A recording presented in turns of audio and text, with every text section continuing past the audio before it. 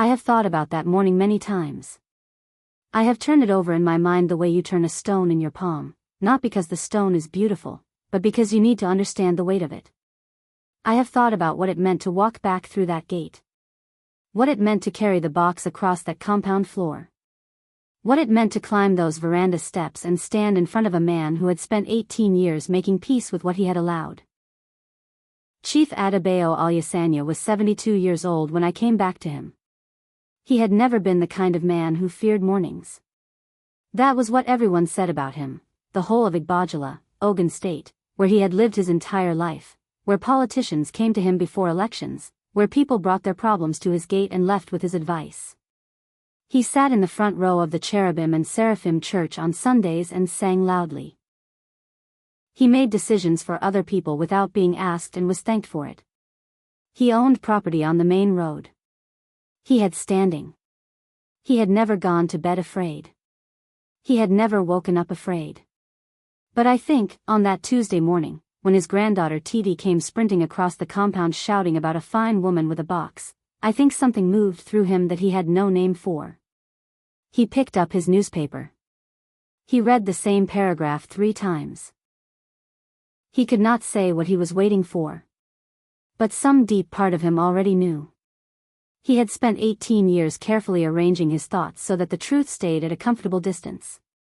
He was good at this. He had practiced it for a long time. I was not coming back to destroy him. I was not coming back in anger. I was simply coming back with the truth he had put at a distance. And some truths, when they finally arrive, do not announce themselves with noise. They walk slowly through your gate on a Tuesday morning, carrying a wooden box, moving in their full height. That is what I did. I walked through his gate. I want to tell you what it felt like to walk through that gate again. I had imagined it many times over 18 years, in my room in Yaba in the early years, lying on a narrow mattress listening to Lagos breathe around me. Later in my workshop on Bode Thomas Street, when a particularly long day would push my mind back to Igbogila the way exhaustion sometimes does. I had imagined it many ways. Sometimes I came back shouting. Sometimes I came back crying. Sometimes I did not come back at all. But when the morning finally arrived, and I stepped out of the hired car at the entrance of Chief Adebayo's compound, the only thing I felt was quiet. Not the quiet of someone who has buried their feelings. The quiet of someone who has finished carrying something and is simply ready to set it down. Before we continue, if stories like this inspire you, don't forget to subscribe and turn on notifications so you never miss an episode. Also, drop a comment below and tell us where you're watching from. We always enjoy seeing how far these stories reach and connecting with viewers from around the world. Now, let's get back to the story. His granddaughter Titi saw me first. Small girl, sandals slapping the compound floor, running toward the veranda steps shouting, "Baba! A woman is coming. A fine woman with a box." I kept walking. I saw him look up from his newspaper. I saw his hand tighten on the arm of his chair. I was not the girl he remembered. I knew this. The girl he remembered had walked with her shoulders slightly inward, had made herself small, had watched rooms before entering them. That girl had been 19 years old when she walked out of his gate into the rain. She had looked back once. He had been sitting in his parlor chair. He had not followed her. He had not called her name. I was 37 years old now. I had learned, over 18 years, to walk in my full height. My Ankara blouse was well fitted. I had tied my geli simply but correctly.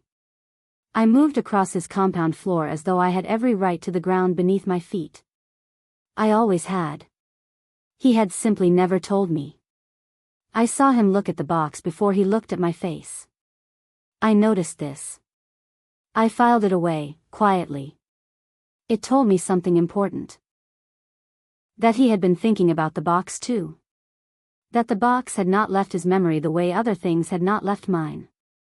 I had carried it against my side with one hand, just as I always had, the dark wood smooth with years of handling, the small brass latch on the front catching the morning light. My mother had saved for that box. She had asked the carpenter on the next street to make it from good dark wood. She had wanted it made with intention. You could see the intention in every edge. I had carried it out of this compound 18 years ago, pressed against my side in the rain, and I had carried it all the way through my life in Lagos. Through every apartment. Through every early morning at the workshop. Through every client who paid me and every year that passed and every morning I woke and checked the door lock twice out of old habit. The box had been everywhere I had been. And now I had brought it back here. I watched Chief Adebayo understand this. I watched the understanding move across his face like a change in weather, subtle, visible only if you knew what you were looking for. And I did know. I had spent 12 years in his compound learning to read this man's face. I knew every version of it. He understood that I had not come back because I needed something. He understood that I had not come because time had softened me into forgiveness. I had come with the box. That meant I had come with the truth. And Chief Adebayo, who had spent 18 years keeping the truth at arm's length, felt something cold move through the center of his chest. I saw it. I kept walking toward the veranda steps. I stopped at the bottom of the veranda steps. I looked up at him. I did not arrange my face into anything. No performance of anger, no performance of peace. Just my face. Just me, looking at him. Caro, Baba, I said. Good morning, elder. Not uncle. Not the daddy I had called him in the early weeks as a small girl, briefly, before I understood that warmth in that compound needed to be earned carefully and spent wisely. Just Baba. The formal address. The one you give an elder when you are no longer their dependent. When you stand before them as your own complete person. Adunola, he said. His voice was older. Of course it was. 18 years. We looked at each other. Around us the compound moved, indifferent to everything happening on those veranda steps. A pot clanging in the kitchen. His youngest wife calling someone's name from inside. The radio playing Yoruba morning news. A rooster crossing the compound floor with the self-importance of something that has never had reason to doubt itself. I noticed all of this. I have always noticed everything. 12 years in that compound taught me to notice. I could feel the weight of 18 years pressing between us. Not just mine, his too. There is a particular weight that comes from knowing something true and choosing, again and again and again, not to say it. I do not think it gets lighter with time. I think it gets heavier. I think that is what I saw in his face as he looked at me from his veranda chair, a man under the weight of everything he had decided not to say. I had come to help him put it down. Not for his sake. For mine. I had carried this long enough. To understand my story, you must first understand my mother. Her name was Bimpe, and she was not a woman people forgot easily. In Igbogila, she was spoken about the way people speak of someone who passed through a place and left a permanent shape in the air, admired and pitied at the same time. She had been beautiful in an open way, the kind of beauty that did not guard itself. She had come from a poor family in a nearby village, married my father Taiwo who drove commercial vehicles on the Lagos-Ibadan Expressway, and built a small, decent life with careful hands. I did not have my father long enough to know him properly. I have only what my mother told me, and the photograph she kept, his grin enormous and unguarded on their wedding day. He died on a Thursday afternoon, a truck crossing the wrong lane, and did not come home. My mother became a different kind of person after that. Not harder. Not bitter. But quieter. More deliberate. The kind of person who has looked at the worst thing and decided, without drama, to continue. She sold fabric at Ojaoba Market. She braided hair in the evenings. She paid the rent and the school fees and she kept everything together, just the two of us, in a small compound that she filled with cooking smells and the sound of her singing and the unhurried patience of her hands in my hair each evening. I was 4 years old when my father died. I was 7 when my mother got sick. I did not know then that those few years, the years it was just her and me, were the only years of my life in which I was completely, uncomplicatedly loved without condition. I did not know how rare that is until I spent 12 years in a household where love was given out like controlled portions and I was always last in the queue. My mother loved me the way a person loves when they have nothing to prove. I carry this with me everywhere I go. The sickness began with a cough. An ordinary cough, the kind that comes with harmattan when the air turns dry and dusty and everyone's throat becomes difficult. My mother drank hot water with ginger. She tied a cloth around her neck at night. She waited for it to pass. It did not pass. I was 6 years old. I understood things the way children understand things, not with words, not with full clarity, but in the body. In the way the air changes when something important is wrong. I understood that my mother's cough was different from other people's coughs. I understood that her tiredness was a different kind of tiredness. I understood that when she paused in the middle of cooking and closed her eyes for a long moment before continuing, she was not simply resting. We did not talk about it directly. Some things are spoken around when there is only one adult and one child and the adult is the one who is sick. She did not want me to be frightened. So she did not say the true words. And I did not ask the true questions. We moved carefully around the truth together. She still went to the market every morning. She still braided hair in the evenings. Her voice was still her voice. She still sang in the kitchen. But I began to do things differently. I began to wake earlier to sweep before she asked. I began to be very quiet in the evening so she could rest. I began to be very careful not to need too much. This, I realize now, was the beginning of learning to be small. I did not learn it first in Chief Adebayo's compound. I learned it first at home, in love, trying to protect my mother from the weight of needing to worry about me. The cough stayed. The fever came every week on a schedule.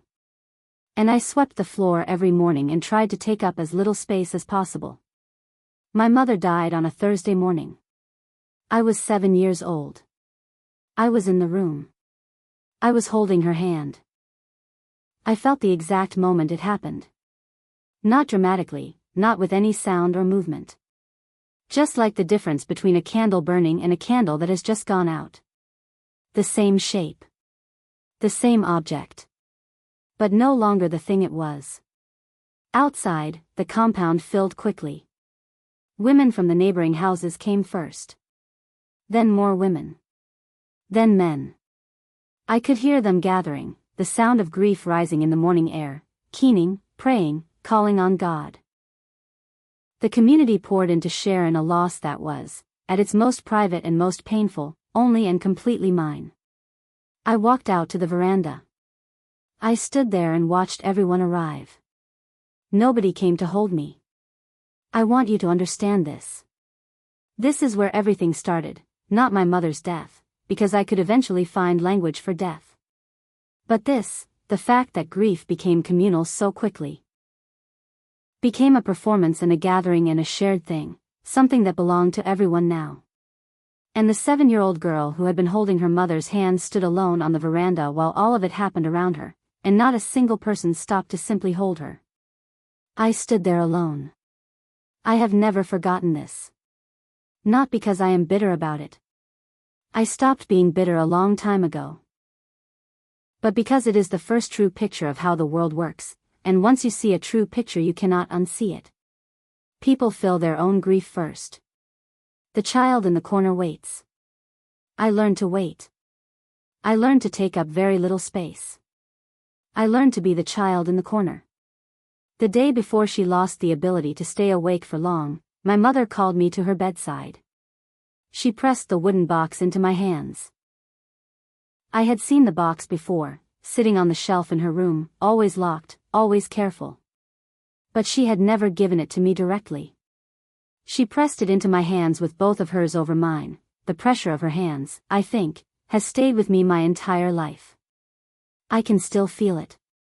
Inside the box was a folded piece of aso-oke, gold and deep burgundy, from her wedding set. The photograph of her and my father on their wedding day, both of them young and laughing, his grin enormous and unguarded.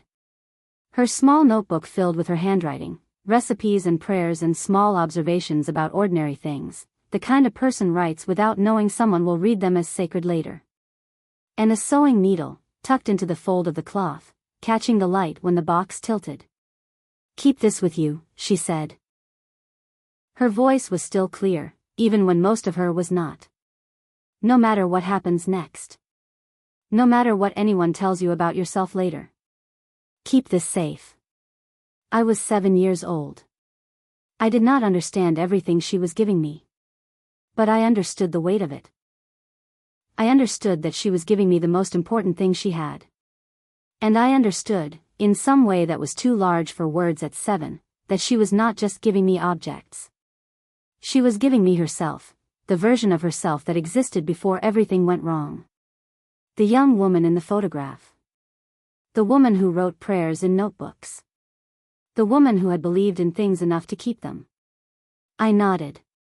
I have kept it. Every single day since, I have kept it. After the burial, the question of me was settled the way such things are settled, by the person with the most standing. I did not know Chief Adebayo well. He was a distant relative by marriage, connected through the complicated threads that link everyone to everyone else eventually in a town like Igbogila. But he was the most prosperous man in the family network. He had a large compound. He had businesses. He had a reputation for generosity. He was the one people looked to. He was the one who said, without much deliberation, "The child comes to us." Nobody asked me what I wanted. I was 7 years old, I understand that. But I want to name it plainly, because it matters. Nobody asked me. The most important decision of my life at that point was made in a room I was not in, by people who did not know me, in the way powerful men make decisions, not unkindly, not with cruelty, but with a finality that closes the room to further discussion.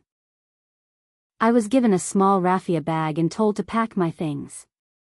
I packed 3 dresses. 2 school uniforms.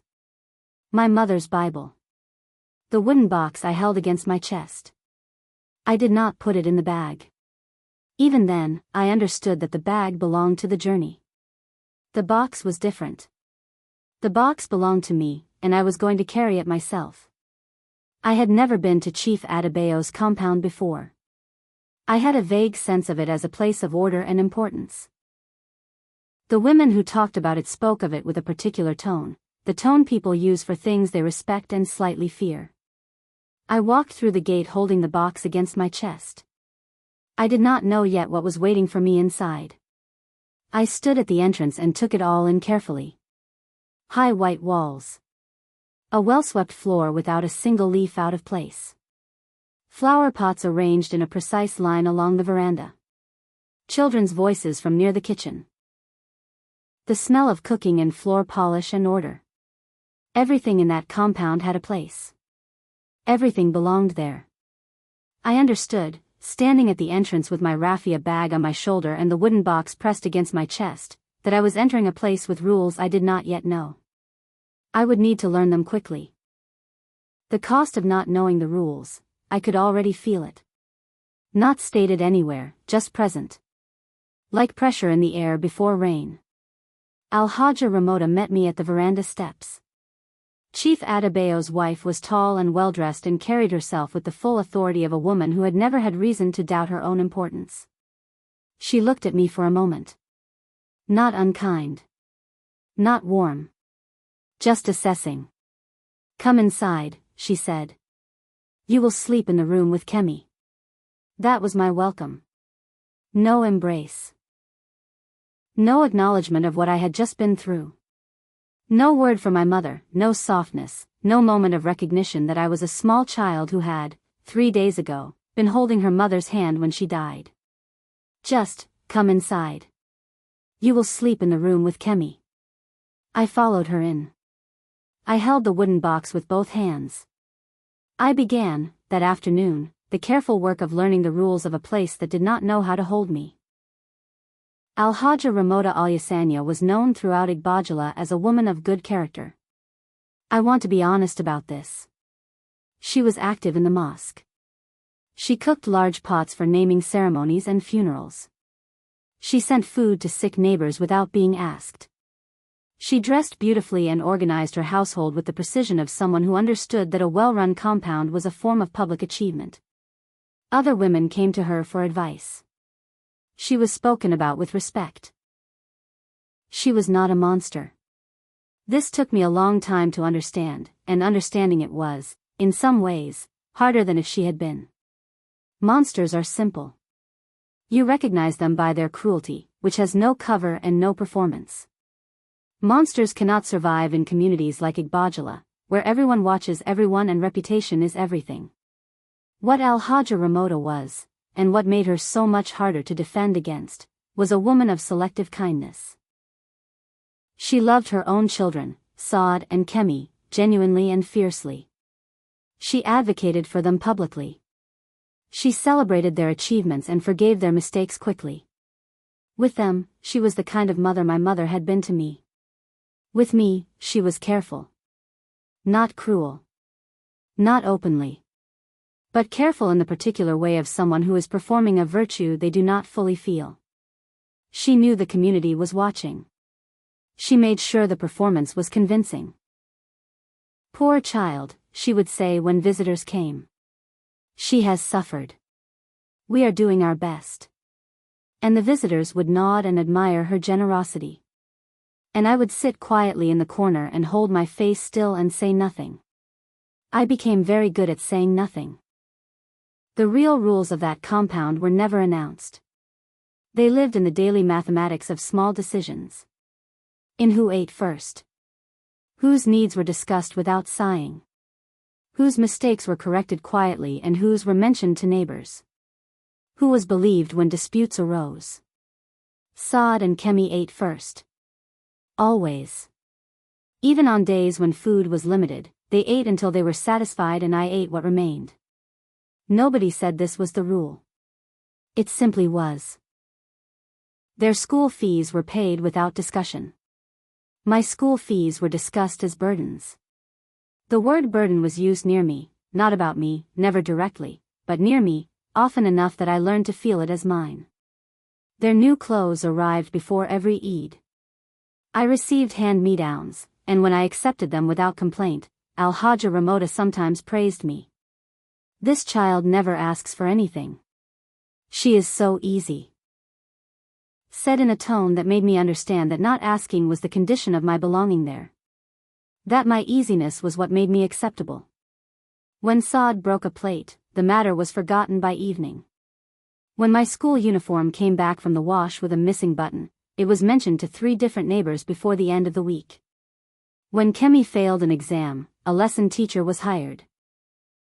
When I came first in my class at 10 years old, Al-Haja Ramota looked at my results sheet and said, "Don't let it enter your head." I folded the results sheet carefully and put it in the wooden box. That was the only place I could keep the parts of myself that were not allowed to exist out loud. Being small was not one single decision. It was 1,000 small adjustments made over months and years until they became automatic. Until I could not tell anymore where the adjustments ended and I began. I learned to eat quickly and quietly, finishing before anyone could notice. I learned to leave rooms when tension began to build, to remove myself from situations before I could become part of the problem. I learned to perform gratitude constantly, to thank Al-Haja Ramota for every meal, every dress, every school fee, because gratitude was the rent I paid for existing in that household. I learned that visible happiness was dangerous. Not all happiness. I could be quietly content without anyone noticing. But the kind that spills out before you can catch it, the kind that wants to share itself, that kind shifted the atmosphere in ways that were subtle but unmistakable. Like pressure changing before a storm. I learned to manage my own face. I stopped smiling too widely. I stopped celebrating grades openly. I stopped talking about things that excited me. At night, the wooden box sat beside my sleeping mat. I touched it often. Not always opening it, sometimes just resting my hand on the dark wood and feeling the smooth surface under my palm. It was the one thing in the entire compound that was completely mine. That no one had given me, that no one could take away. Nobody else knew what was inside it. Nobody else touched it. It was how I remembered who I was. Because in that compound, in those years, I spent so much time performing a version of myself that was acceptable, small, grateful, easy, invisible, that I sometimes needed to touch the box just to be sure. Just to remember, before all of this, there was someone who was simply herself. A mother who sang in the kitchen. A needle tucked in the fold of a cloth. A name my mother had given me with full intention. I was Adunola. Even when that compound did not say my name. I was 12 years old when I found the needle. A quiet afternoon. Al-Haja Ramoda was at a women's meeting. Saad and Kemi were outside. The compound was still. I opened the wooden box and went through the contents the way I sometimes did, not looking for anything, just touching what my mother had touched. The photograph. The notebook. The folded aso-oke. I unfolded the cloth. The needle was there in the crease, small and silver, catching the afternoon light. I picked it up. I do not know what made me go to the corner where Al-Haja Ramoda kept her fabric scraps. I do not know what made me find a piece of plain cotton with a fraying edge, and sit down on the floor, and find a piece of thread on the sewing room mat. But I began to sew. I was not making anything.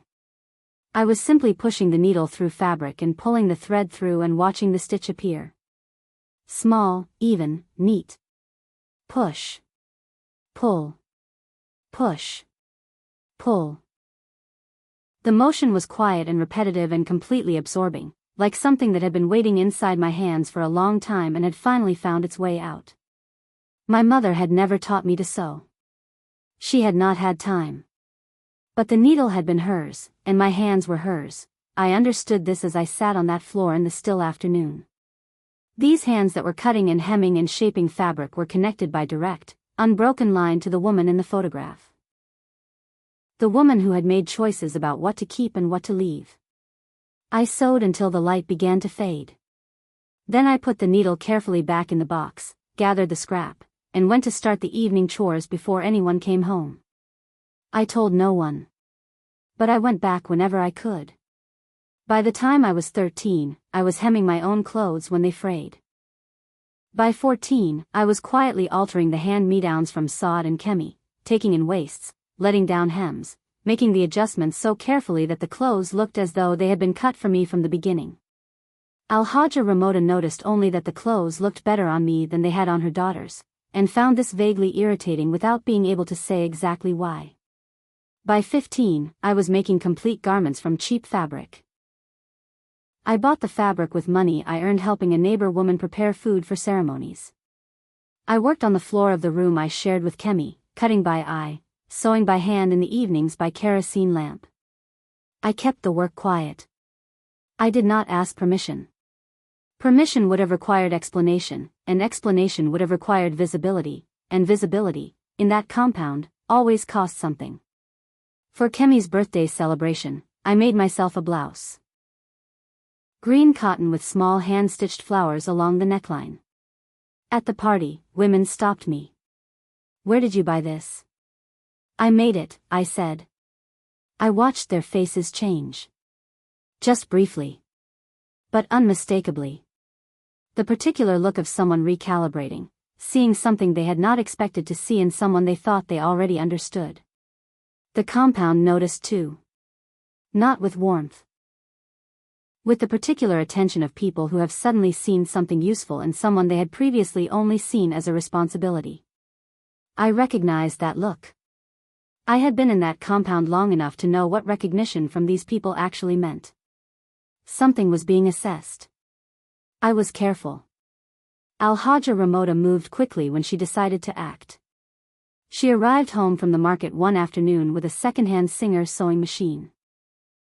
She had the compound boys carry it to the room beside the kitchen, cleared a space, and called me in.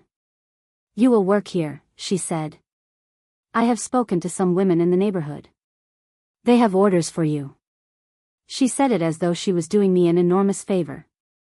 And I understood, standing there looking at the machine, that in a narrow sense perhaps she was, the machine was faster than sewing by hand, the workspace was proper, the clients were real.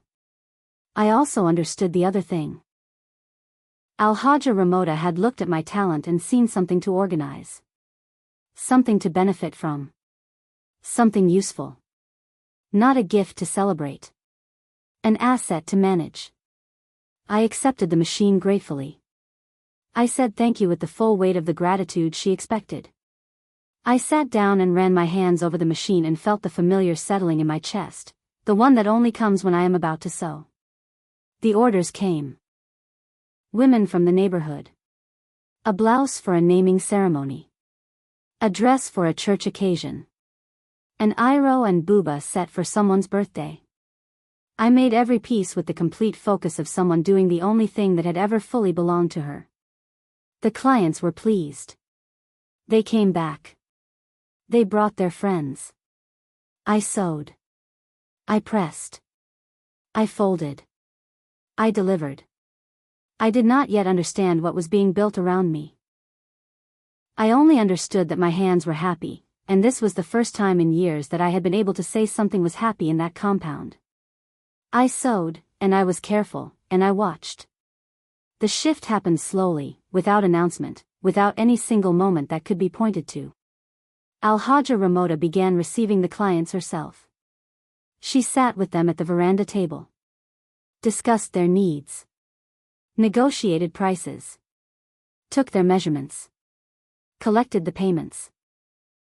Then she handed me the fabric and the instructions. She began to speak about the work as hers. Not in obvious lies, she was far too careful for that. She said things like, my workshop, and, we have been doing this since she was small, and, I spotted her talent early and I trained her. In front of clients she called me, our girl. Not Adunola. Not by name. Our girl. A phrase that was both possessive and erasing at once. The name that grew in Igbogila was Al-Hajja Ramota's. When women at the market spoke about the beautiful clothes coming from Chief Adebayo's compound, they spoke about Al-Hajja Ramota's work. When the town's women needed something made for a special occasion, they came to Al-Hajja Ramota. The credit, the reputation, the growing name, all of it gathered around her. I sewed every stitch. I cut every pattern. I stayed up past midnight to finish orders and woke early to press the finished garments and fold them carefully in brown paper. When the clients praised the work, the praise went to Al-Hajja Ramota. When a garment was less than perfect, which rarely happened, but sometimes did, the displeasure came to me. My name was absent from everything. I had spent my childhood learning to take up less space. Here was the full consequence. When you make yourself small enough for long enough, eventually people begin to treat the smallness as the truth. My name was absent. The work was everywhere. But my name was nowhere. A client came to collect a gown one afternoon and found me alone in the workroom. She examined the dress, a green aso-oke blouse and wrapper with hand-embroidered edges, one of the most careful pieces I had made. Her face changed completely. She turned to me directly, and with the warm certainty of someone who means exactly what they say, she told me that my hands were truly gifted. That God himself must have put this skill inside me. I felt something open in my chest. Warm. Real. The specific, rare feeling of being seen clearly by someone who had nothing to gain from the seeing. I smiled properly. Fully. For the first time in a long while. Al-Hajja Ramota heard about it before the evening. She sat me down in the parlor that night. She wore the expression she used when she was performing patience, the face of a woman being very reasonable with someone being very difficult. Let me speak to you clearly, she said. You are a smart girl, so I will speak to you as a smart girl. Everything you have came from this compound. The machine. The fabric. The clients I brought to you. Without this family, you would have nothing and nobody.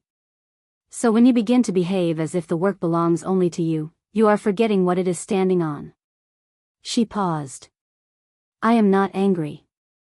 I am teaching you. One day you will thank me for this. I nodded. I went to my room and opened the wooden box. I took out the needle. I held it between my fingers. Small, silver, real. I held it until the feeling in my chest became something I could manage. I did not thank her. Not then. Not ever. Some lessons, I understood by then, are not lessons at all. They are instructions for how to remain silent about what is being done to you. I stored the needle back in the fold of the aso-oke. I went to sleep. I held the knowledge of what my hands could do inside my chest like a coal, small, hot, patient. The breaking point did not come from a single dramatic event. It came from the accumulation of too many wounds, too many small silences, too many mornings of swallowing what I felt and performing gratitude instead, until the ground simply could not hold the weight anymore.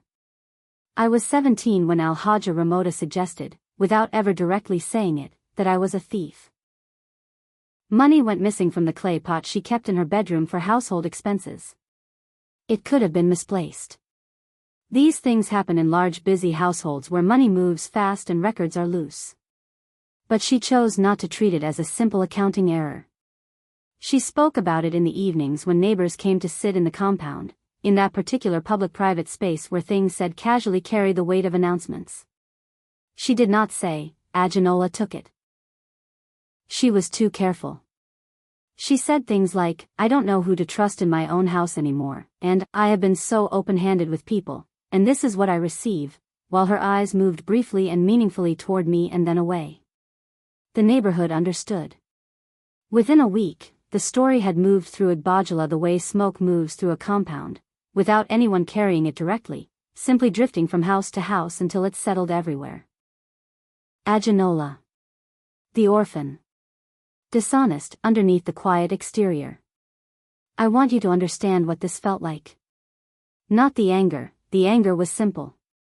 What was not simple was the helplessness. The story moved and I had no way to stop it. I had no standing in that compound, no standing in the neighborhood. I was a dependent child in someone else's house.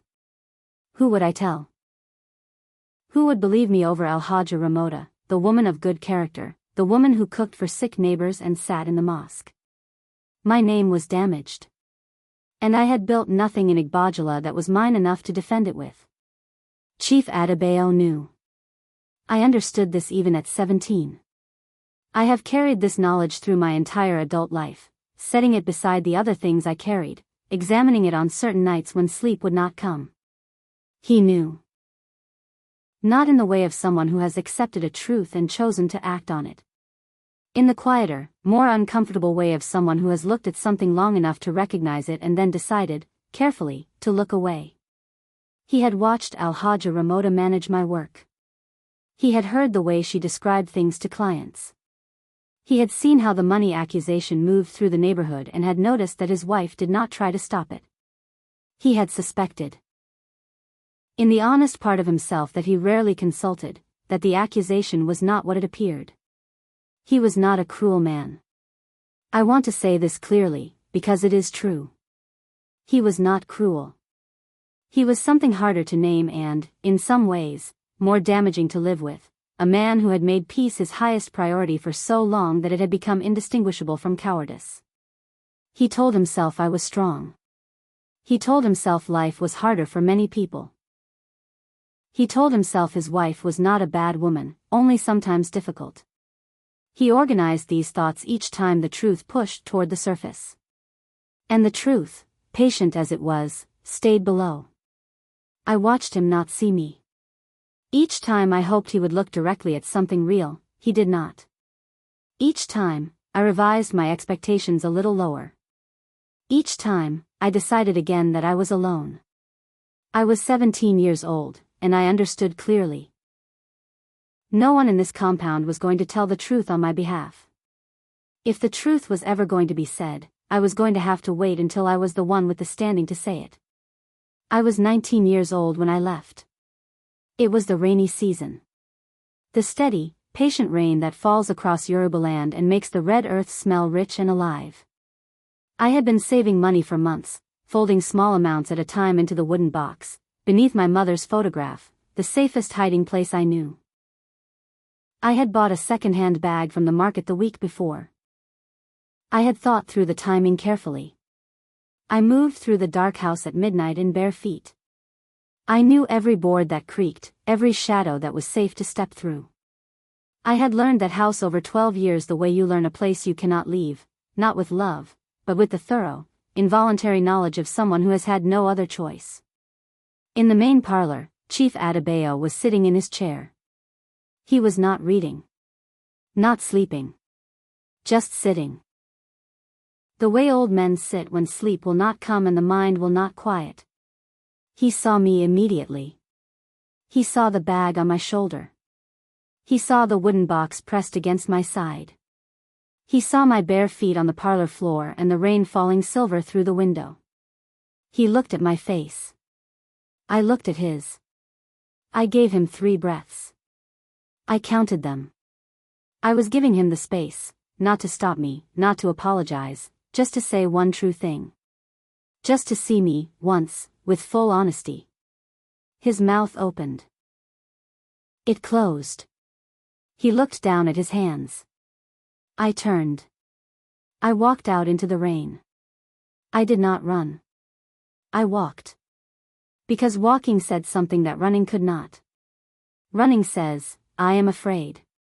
Walking says, I have decided. I had decided. The motor park was 2 kilometers down the road. I walked every step of it in the rain. Bag on my shoulder, the wooden box pressed against my side under my arm, bare feet finding the path in the dark. The rain fell on my hair, my shoulders. I did not try to shield myself from it. I walked through it steadily, the way you walk through something that cannot be avoided and must simply be passed through. The grief was large. I did not try to make it smaller. I let it be as large as it needed to be. I simply kept walking alongside it. Grief for my mother, first and always, her.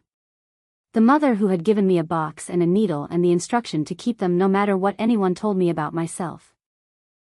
The instruction had been everything.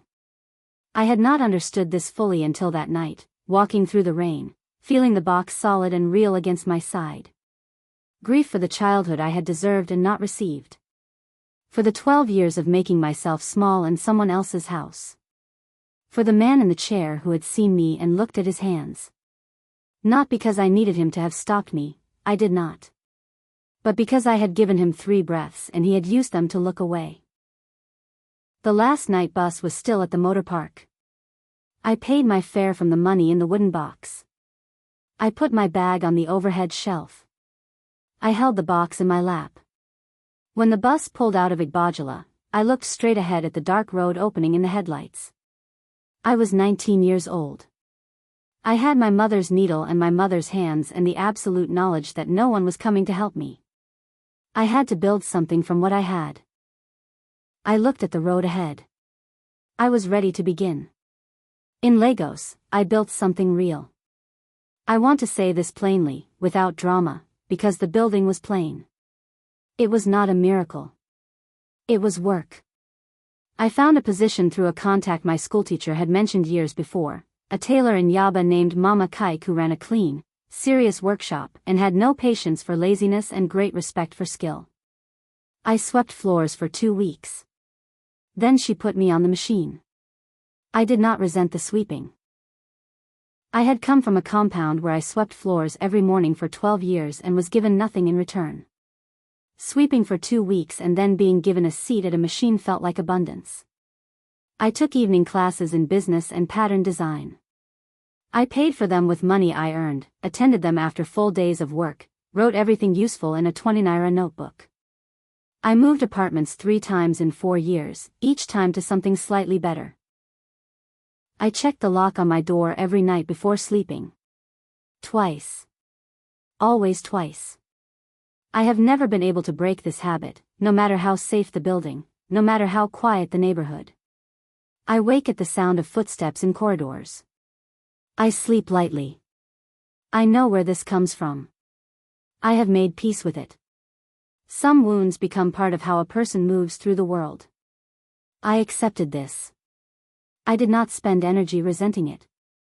The energy was needed elsewhere.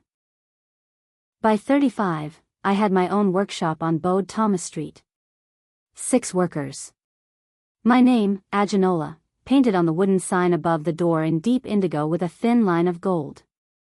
I stood in front of that door on the morning we opened and I looked at my name.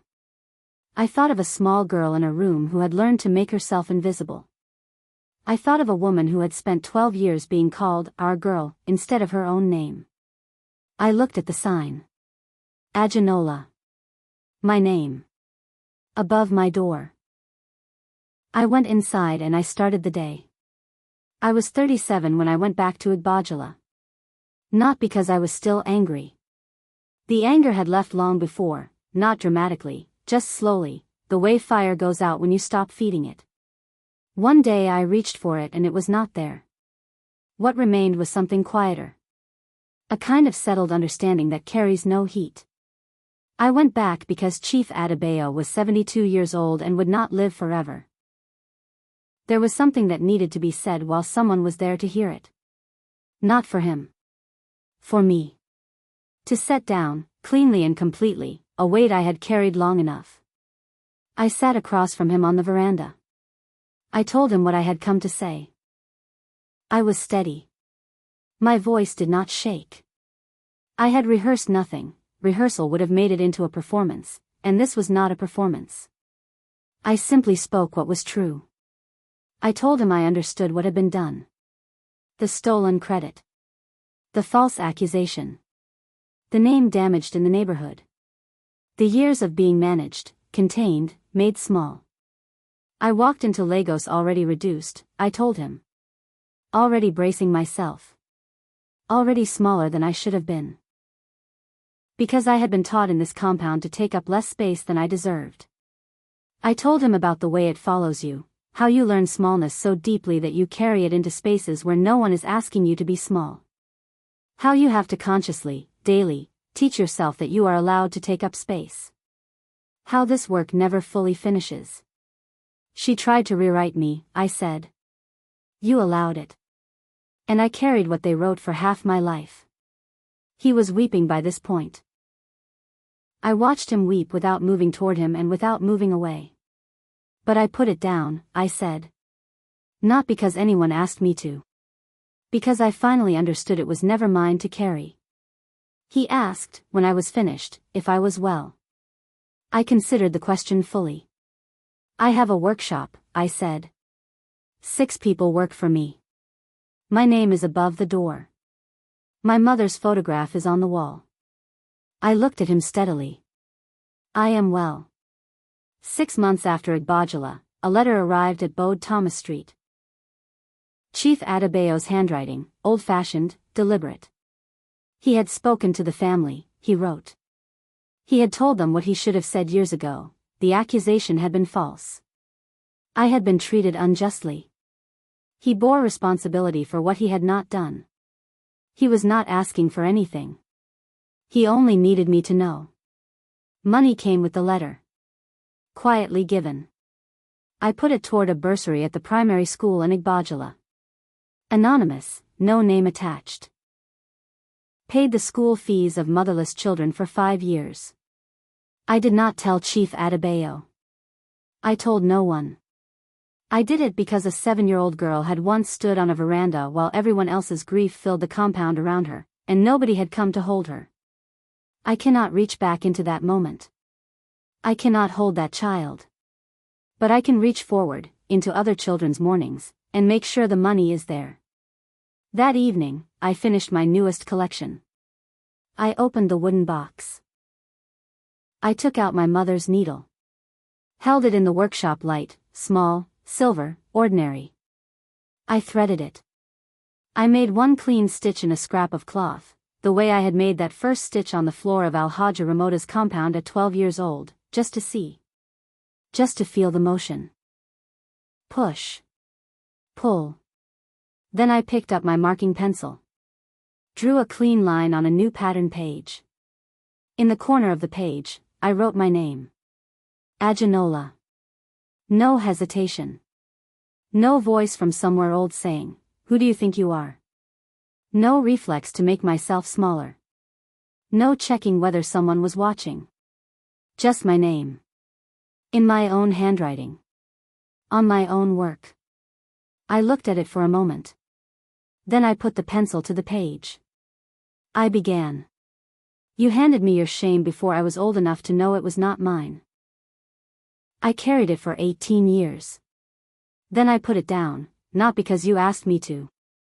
Because I finally understood it was never mine to carry. What do you think about this story? Did justice finally prevail, or should the characters have handled things differently? Share your thoughts in the comments below. If you enjoyed this story, don't forget to like, subscribe, and turn on the notification bell so you never miss our next captivating tale. Also, share this video with your friends and family. Thank you for watching, and we'll see you in the next.